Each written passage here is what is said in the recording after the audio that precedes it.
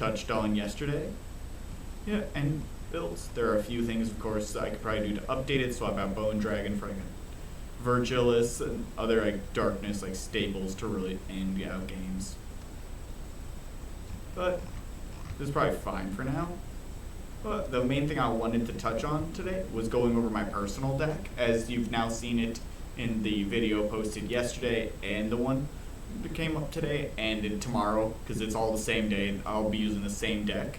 And as anyone who saw the video from today realized that we did win with this deck. So I just wanted to go over and cover it a little bit, some of the thematic pieces of it, because it is an elf/6-age tribal deck. So it really does have some cool combos and fun things in it. Like you saw on stream when we did the Melfi here for 2 to give us 2 Will of any color draw cards. We net a draw into Melfi, the successor of Sacred Wind, onto the field. So we played both Melfis, then used successor Melfi to tap other Melfi down with her to then get Gwyber out onto the field. So that's not the only way to turbo out the Gwyber, but that is one of the fun ways to turbo out the Gwyber. The other way to turbo out the Gwyber is with Spirit Color Elf, who will get a 1/1 token onto the field, and now that you had 2 Resonators enter, Gwyber costs 1 light. But the fact that we can turbo out a 12/12 Flying Dragon on turn 2 is always fun.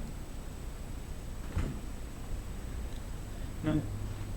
So if we want to touch on some of the cool combos here, let's start with the newer edition I just added before this event, which are these, let's say, 6 cards down here with Rizard, the Giant of Setting Sun, Angrabata, Almirius, the Magus of Light, Zero Flashing Mage Warrior, Kaguya, the Bamboo Cutter, and Eldranon. Eldranon I did not get to play during this event. I did draw it at one point, but we just never really got around to playing him. So he's Quick Cast, Tails. Your opponent cannot play cards with total cost greater than the number of Magic Stones they control. So if people are playing cost reduction cards and they attempt to play them out, if they don't have that many stones, they cannot do that. One example would be if they're on 2 stones and someone's playing a 3-cost card and they're attempting to use Conflict. Conflict right here. The Conflict of Memory and Soul. If they're removing 3 cards from their hand to pay for Conflict to cancel that Conflict is technically a 4-cost spell at that point. And since they only have 2 stones out, they would not be able to do that. Conflict at that point, to go up to 2, would only have to be an X of 1. So if someone's trying to play a 1-cost, they can cancel, but at 2, Conflict would technically be a 3-drop and not be able to be played. His Enter effect also lets you just bounce a non-magic stone into your opponent controls total cost greater than the number of magic stones they control. So say I had Gwyber out, because he's a 5-cost, and if I don't have 5 stones, someone can go ahead and play Eldranon and bounce it back to my hand, and then they get to draw a card. And then I also can't replay it because it's greater than the number of stones I control.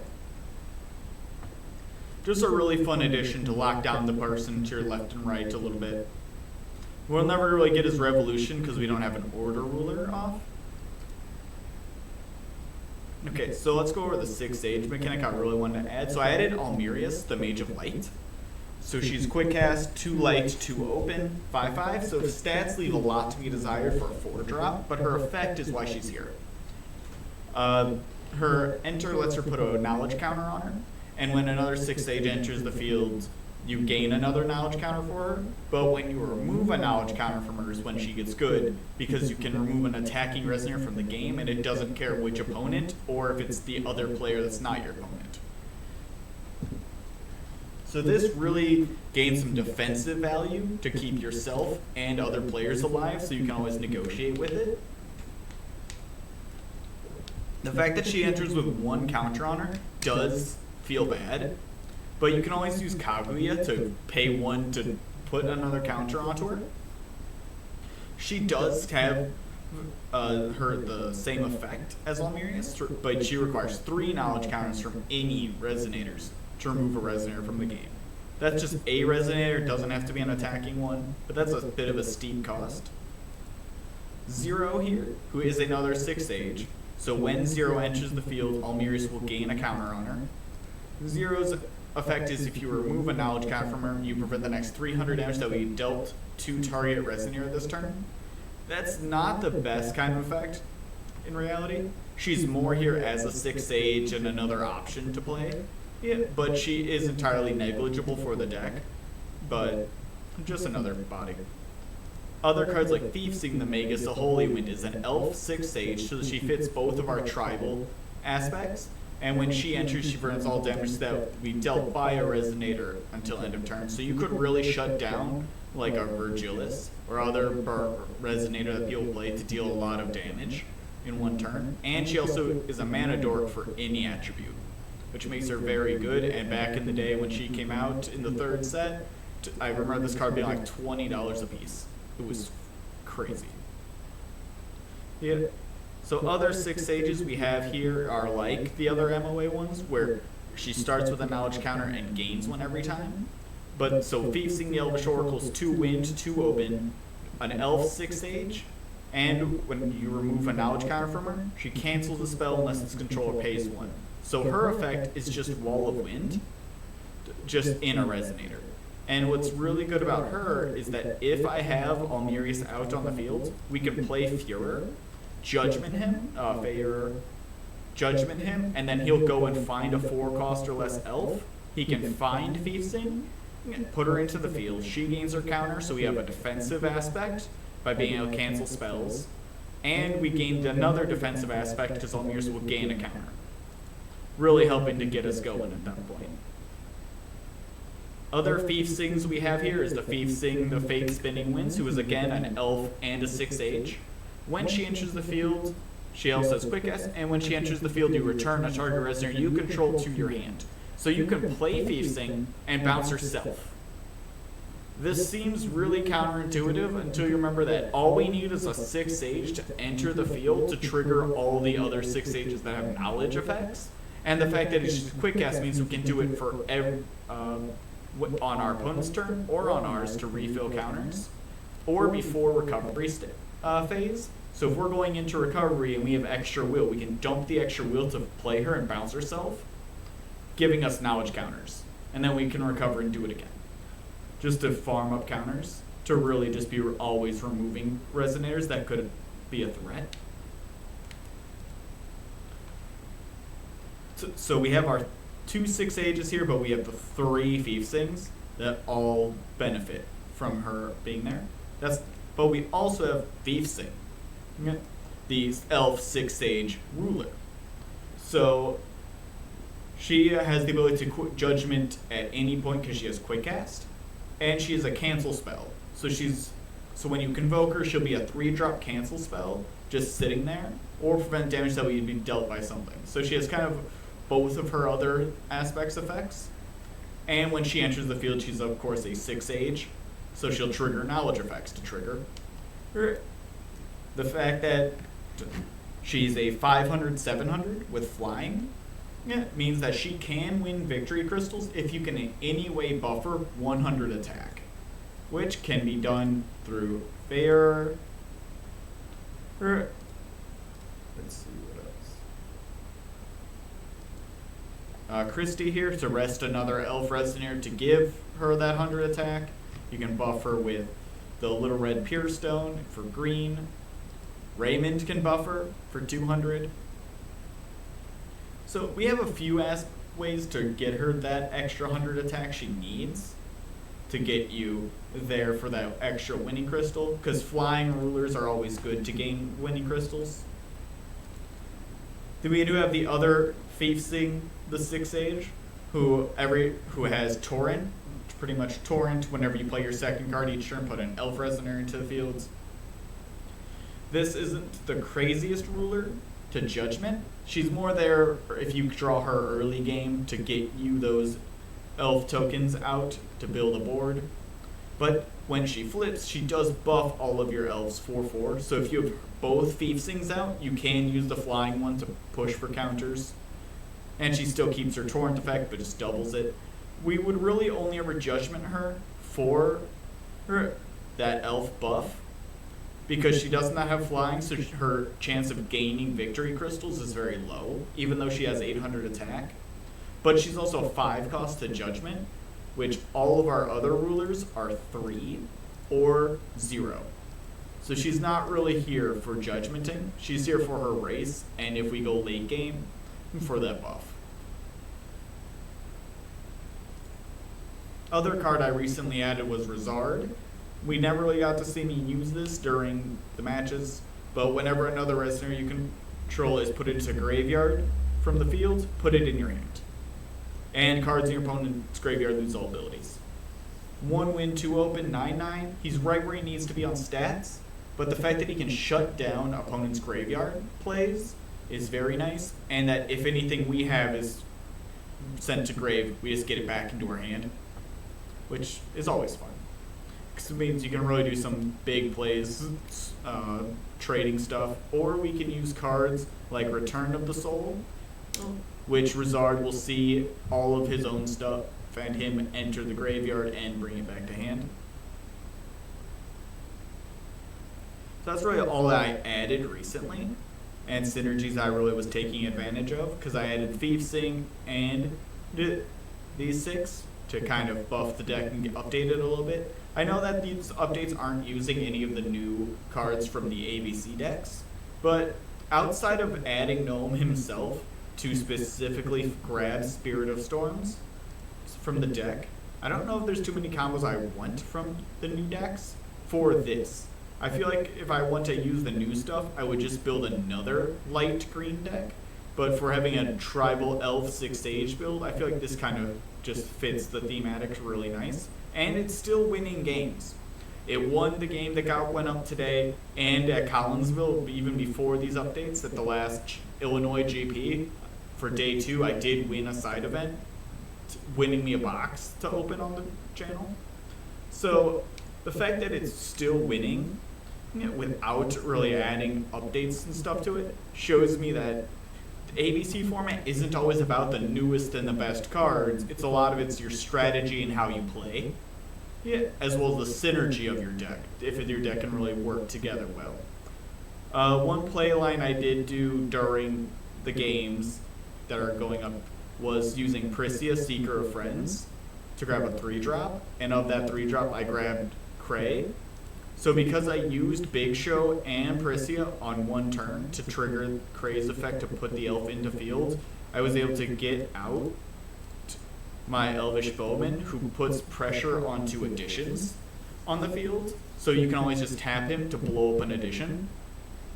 And a lot of people do enjoy their additions in this format, and despite Elvish Bowman coming out in Crimson Moon Fairy Tale, the very first English set that hit, the fact that it has such a reusable destruction of additions means that it has a place in every single Wind ABC deck.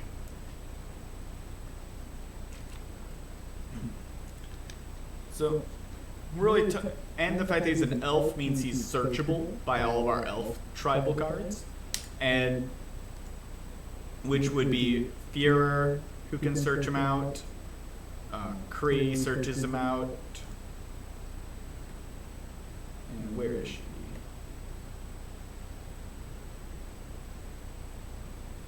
We have a 2-drop that awakens to search him out.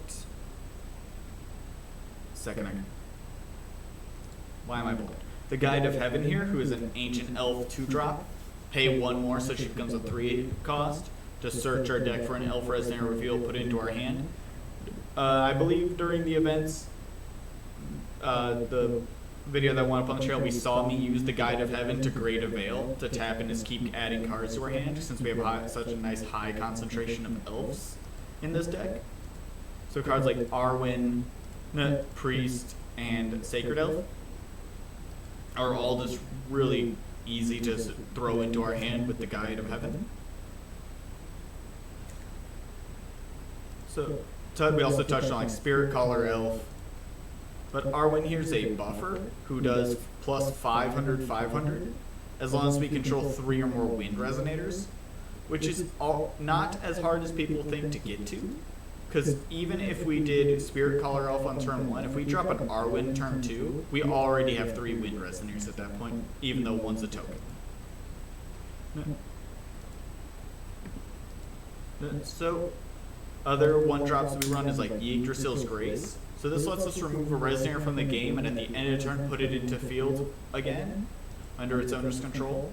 So what that really boils down for us is we're either getting rid of a threat that's attacking us, or we're going to use that to flicker something like Fiefsing, the Elvish Oracle, or Almirius, who are out of counters, and we can bring it, and if our opponent's trying to remove it, we flicker it out of the game, and then we bring it back in. And then its enter triggers, and the trigger will proc on its continuous for any other 6 sages we have that can gain a counter. We can also use that on cards like Priscia, Seeker of Friends. So once she enters and gets her effect to trigger, or once, if someone's trying to kill her or remove her, we can just flicker her with Yggdrasil's Grace, bring her out of the game, bring her back in, and her effect will trigger again to summon something else.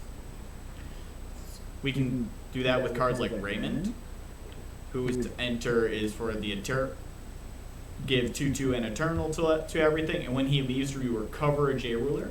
So say we swing with Feyre, and then, okay, what do we do? We could always sack the tree to recover him, swing again.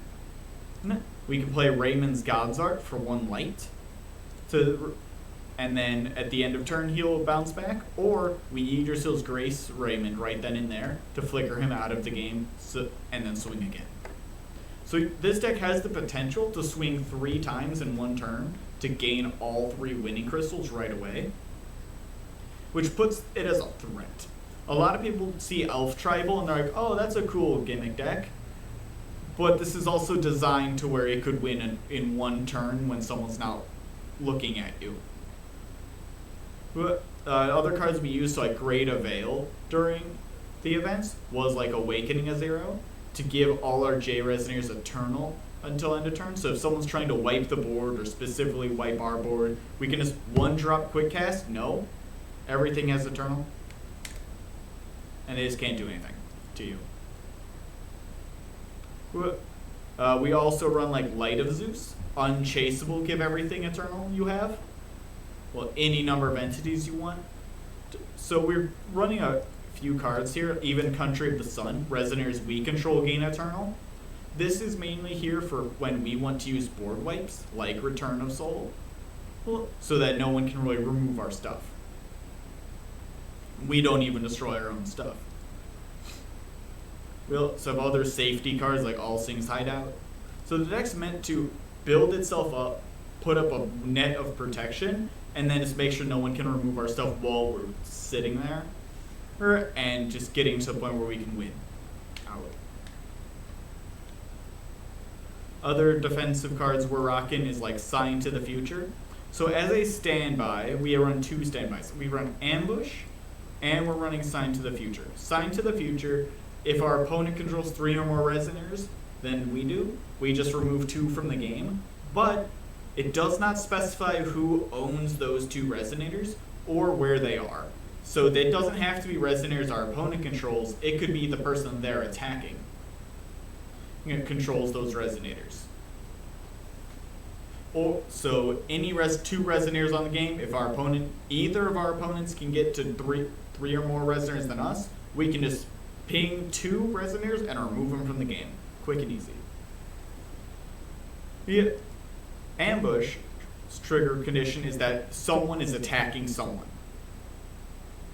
So if either our opponent to our left or our right attacks, we can put a Wind Resonator into our field. So it could be the person after us who isn't attacking us, moves to attack. We get to put a Resonator 3 or less into the field right away. Yeah, which is always handy.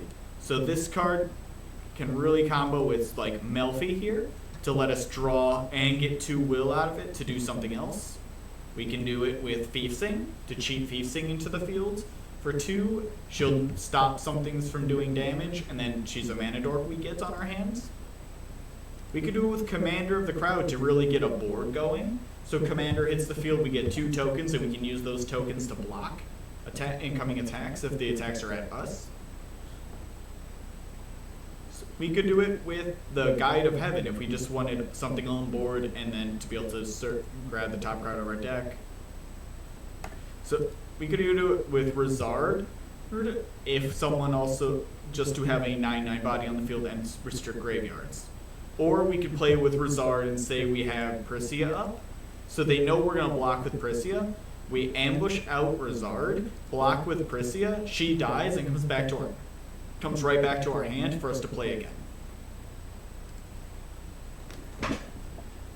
We can always ambush out with the Spirit of Storms. This will not trigger his effect since he would be coming in from hand, not from deck.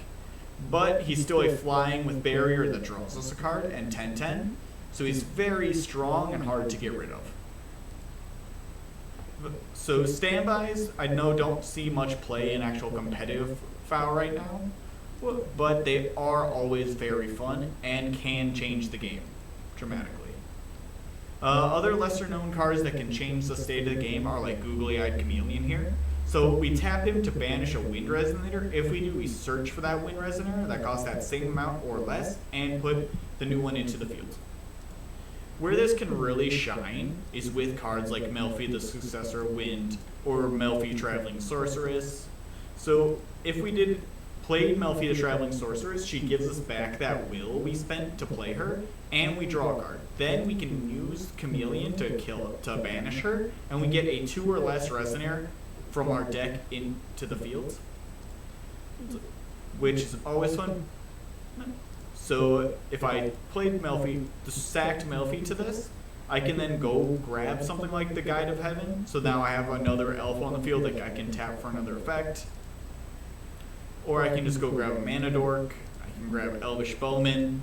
But any other 2 or less Wind Resonator I can just get out. And I got that 3/2 will. But when we go to our 3 drops, so like if I played Commander of the Crowd and, I don't really want Commander of the Crowd on the field after she's used her effect and she's spent, Googly Eye Chameleon can sack her, and we get a 3 or less Wind Resonator into the field, which could be someone strong like Rizard, or it could be strong like Ferencia. We could cheat out a Rudra at the end of the turn, at the very end of someone's turn. No. Go and grab Thiefsing to trigger our other 6 Sages. We could grab Guardian Dragon. Any Wind Resonator 3 or less we can then grab. Someone really fun would be Spirit of Storms to trigger his destruction effect. Since Googly Eye Chameleon and Prisya are the only 2 ways to cheat Spirit of the Storms out of the deck to then gain his destruction effect on 2 non-Magic Zone entities, which is a very powerful effect. Other ways to use Googly Eyed Chameleon is if you're really in a pinch, you can always sacrifice himself, and in doing so you grab something defensive like Ferecia or Lorite out of deck, who can just cancel abilities. If you ever needed to go just for game, one thing you could do is like swing something like Thiefsing Elvish Oracle. So if I have Googly Eyed Chameleon out, I Judgment, Fair to get a 4 or less, and then I want to grab CL or Tia or Thiefsing. I can grab either one of those, sack them to Googly Eyed Chameleon, and grab Galileo, the Polymath. So when he enters, all of our J-Res gain flying, so we can really just punch through with rulers to gain crystals. He's going to draw us a card. He has flying himself, and he has barriers, so he's harder to get rid of without getting rid of the entire board. And whenever a Resonator we control attacks, we just get to recover stones. We're never going to get his Revolution effect off, but as a 4-drop 12/12 with flying barrier gives everything else flying, and we start recovering stones, he becomes very powerful to cheat out of the deck.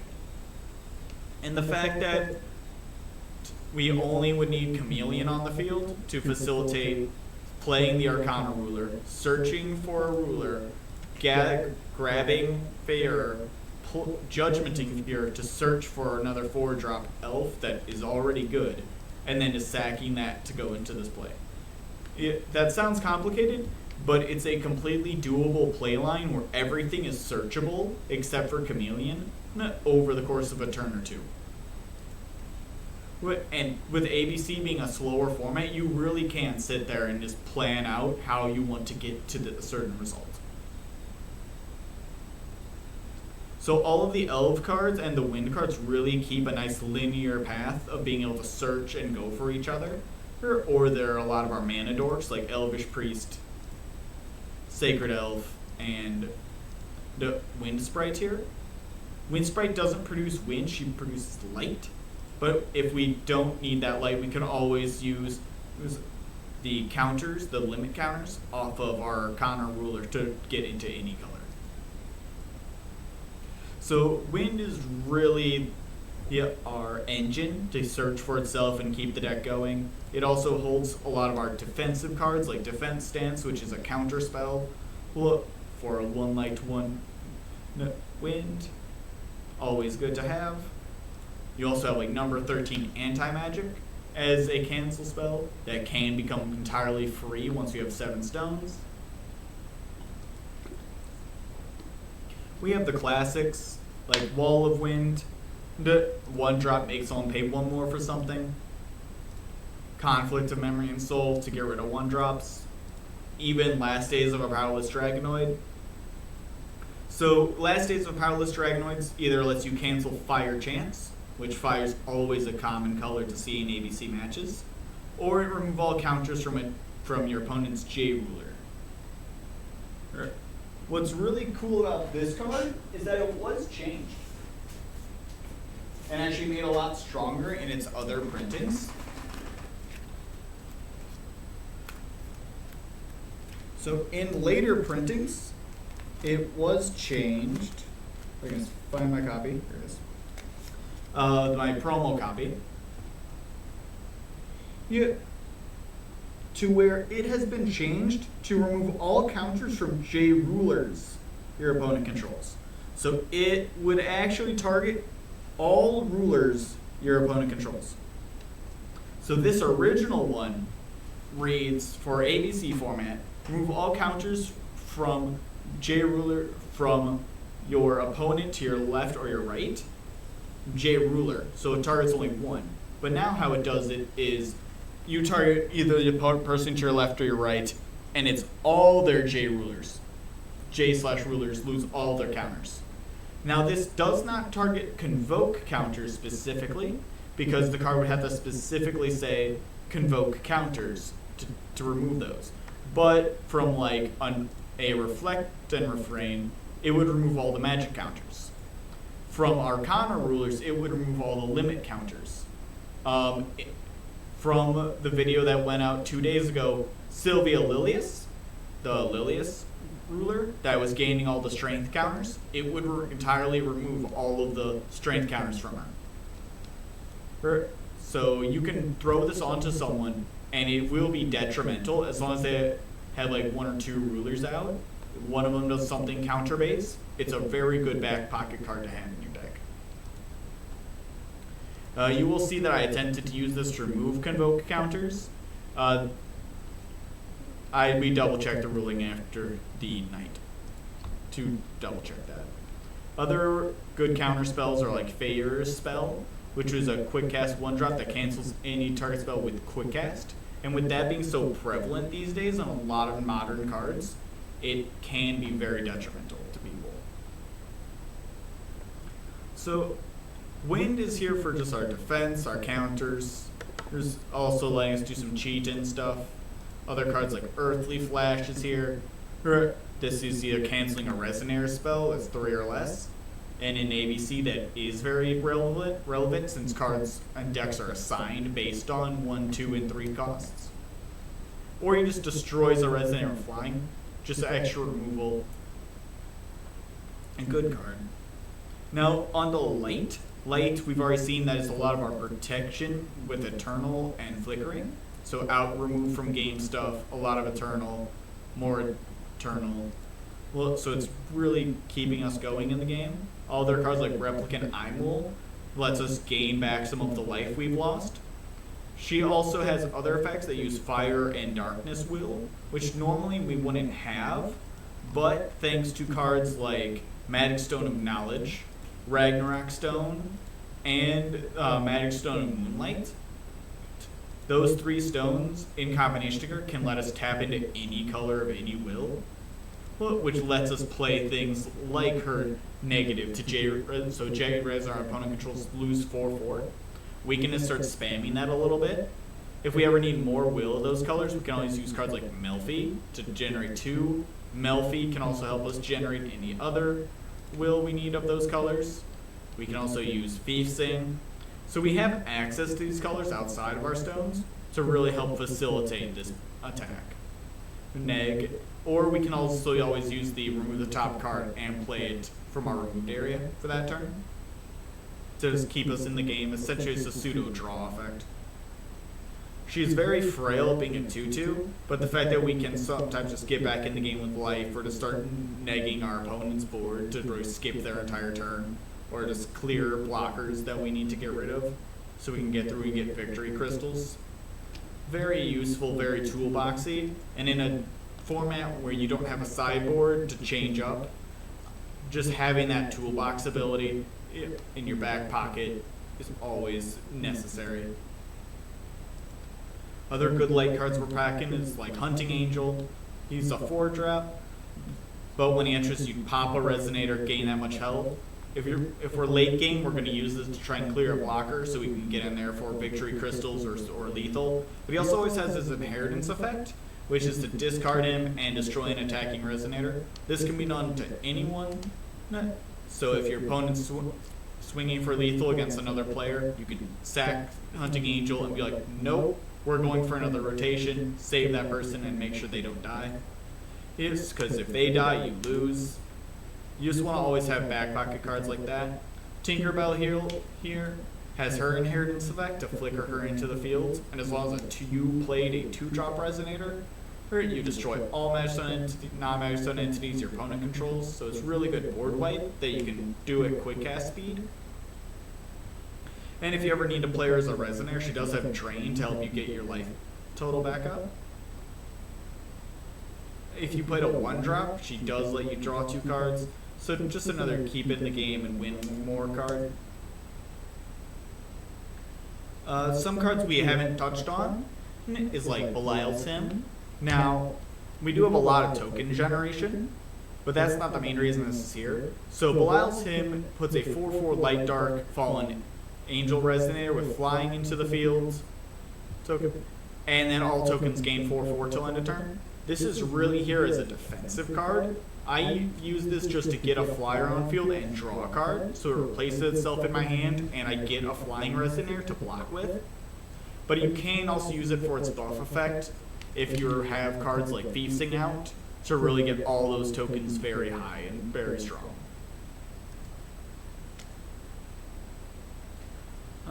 We haven't touched on like Eldorado Pearlshine here.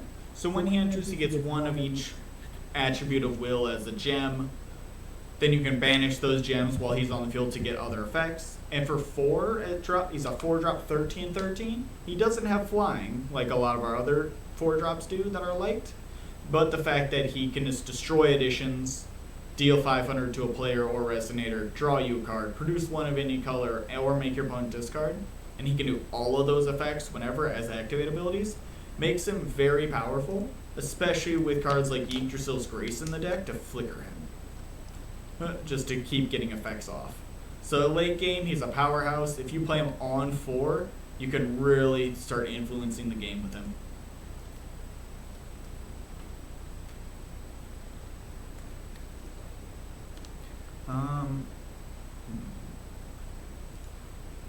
Final Breeze here is one of our cancel spells that also has, if we played, this is the second spell we played this turn, our opponent can't play spells this turn. Always useful, always a good counter spell. We haven't yet touched on Andrebarda. She has barrier of anything 4 or less, so targeting her with anything would be very difficult. She's a 7-drop 14/17, so she's a really big endgame beater. When she enters, she destroys a J Resonator or addition. that's rested, and then you can gain 1,000 life. So she really is a get back in the game kind of card. Once she hits the field, she's a big target for anyone on board since she can swing for such heavy damage. Or you can always just discard her to destroy a rested J Resonator or Addition and gain some life. So you can use her kind of like you would Hunting Angel when your opponent attacks with the J Ruler to just discard her and pop it to gain back some life. It's a heavy cost for an Inheritance-esque effect, but she's definitely really good for mid game with her effect and late game with just putting herself on the field. And we always can give her flying with cards like Galileo. So if she's flying at you, you're probably going to be ending game pretty soon. Because just those two on board is a good 2,600 damage flying, and you're just going to start recovering stones too. We haven't really touched on Ferencia here, the Lady in Ataraxia. As a 2-drop Wind Resonator, it's very good for Googly Eye Chameleon on his same stat line. She has Quick Cast, even if we can't cheat her out, we can always force her into the game. And for 0, target J-Resonator you control gains barrier, so she's really good at protecting herself or others, at least once. And you can pay a wind and discard a card, and deal 1,000 to a target J-Resonator, so you can start shooting down, getting rid of your hand and shooting up your opponent's boards and protecting people and making sure you can get things through with damage. A very good addition to the deck, to provide that little bit of burn damage that we don't really have and removal that we're a little lacking on to round us out. Standard cards like Guardian Dragon of the Kingdom are here, pretty much a staple in any wind deck that for ABC, because when he enters he ramps you a stone and rested, and he's gaining 2/2 for each stone. So early game on turn 2, this card's going to get you a stone, becoming a 9/9, and then just keep going up from there. The fact that it flies, it can do massive damage. Most of the time he'll trade them into other ones, into other Guardian Dragons. I believe that should be about everything in the main deck roughly talked upon. We've mentioned combos with Sacred Tree of Paramita of the Dead, but pretty much what it is, it's a 1-drop 0/10, so it's a crazy good blocker with Eternal, so it can't die.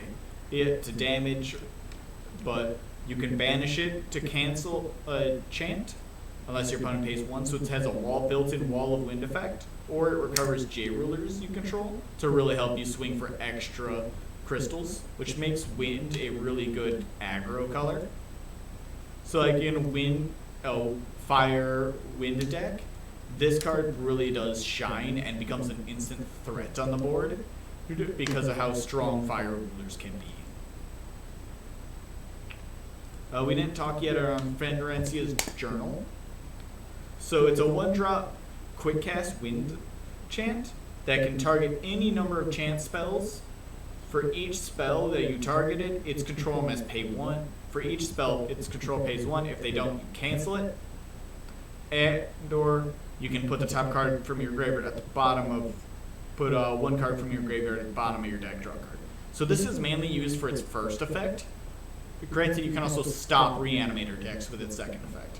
But on its first effect, so you say your opponent and the other player are in a chain battle, there's keep throwing spells back and forth. You can just say, no, I target all of them. All of them now are canceled unless you pay 1 more. So you're just canceling people's entire chains. And where some cards in that chain could be canceling, some are just letting them draw back more cards. You're really going to throw a wrench into things with this. So as a multi-target cancel spell for 1.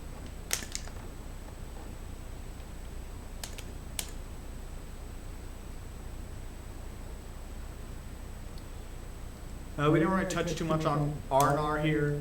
If you've been playing in the game for a long time, you remember this used to be a meta-breaking, like, the ruler of the game back when she came out in the 6th set. So pretty much she lets you buff a Resonator a little bit to gain a counter on her. Most often you'll see her second and third effect being used to recover a Resonator at the end of a turn to give a counter to her, or you draw and just get to fix your hand a little bit by throwing a card on the bottom to gain a counter. Those counters then, I normally like to get 2 counters on her before I do my first flip, because she can always flip back over. But at 2 counters, she can bounce a Resonator to someone's hand or cancel a chance that's 2 or less. Cancel target normal spell your opponent controls. They pay X with total cost X, yeah. So you can just start canceling spells or bouncing Resonators. She's just a constant threat to have against your opponents. Getting her to 4 is always nice because you have that surge effect, but you're more so just looking at effects 2 and 3. 1 and 2, I mean, yeah. Well, technically, yeah, 2 and 3, because her first effect is to flip back over to just dodge destruction. So killing her is nearly impossible. Someone would have to attack her 3 times, and that's if she doesn't bounce them back to their hand or just flip back over. Since she would no longer be a J ruler because she's named Refrain on one side and Reflect on the other. So if they attack Refrain and you flip back over to Reflect, technically that first target is no longer there. And even though she says this card cannot battle, I'm pretty sure the ruling is that they can still attack if they have no attack.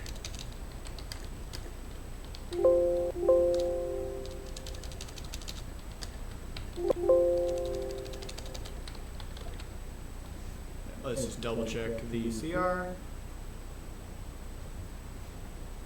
A ruler or sub-ruler with Convoke. A rested J ruler, J/Resonator. Yeah, so if she rests, even if it doesn't have attack and defense.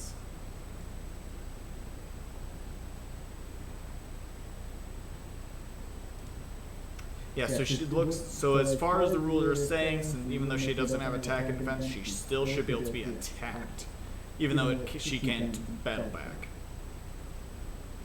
Of course, there may be someone that says just because it says she can't be battled means she can't attack.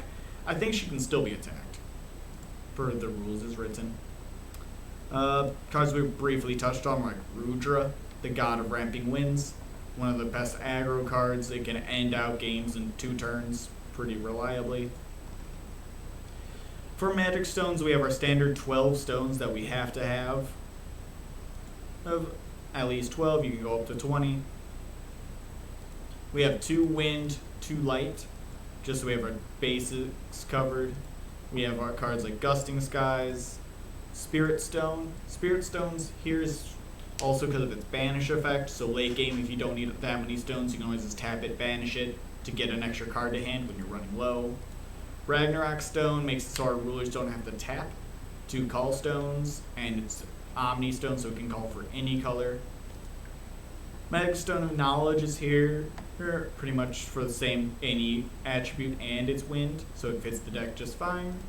Ataractia's Memoria is here because it'll let it give us access to light and wind always because of our ruler there. Secret Stone of Wandering Moon is light and wind, lets us foresee and draw more. Little Red the Pure Stone lets us grab any color of will, as well as buff J Resonators of that attribute by 2/2. So it lets us turn cards like Thief Sing, who normally just can't get us a Victory Crystal when she attacks, to unlocking the ability to get that Victory Crystal. Magic Stone of Moonlight is the other side to the combo with Magic Stone of Moonshade. Magic Stone of Moonlight lets you grab any will of another Magic Stone you control could produce. So if you have Magic Stone of Knowledge or Ragnarok's Fiery Stone, you can gain ability to make this into an Omni Stone. Where Moonshade can tap for one of any color, Moonshade has that symbol of all the other colors, so it is not legal in this format. I know I've seen some people run it in decks. I believe in the video that went up today, you saw one of the guys running it. We did call him out during the match and point out to him why it is actually illegal for this format. And he was a little surprised by that.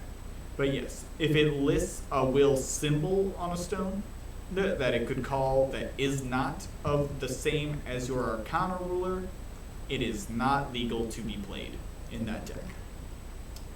But yeah, that's just an overview of some of the combos, play lines, and the cards I chose for my personal ABC deck. I don't know how much more I'm gonna really add to this deck from cards in the Light and Wind dual deck that just recently came out. I do have one coming, so I will look over it. I could also review that deck if people really wanted me to showcase that, and just what I think about it as a sealed deck by itself. I can also just show it off. I'll probably do a Spirit build with it, because Spirits are always a fun deck, and it did do a lot of buffs to them. So, thanks y'all for watching, and I'll catch you.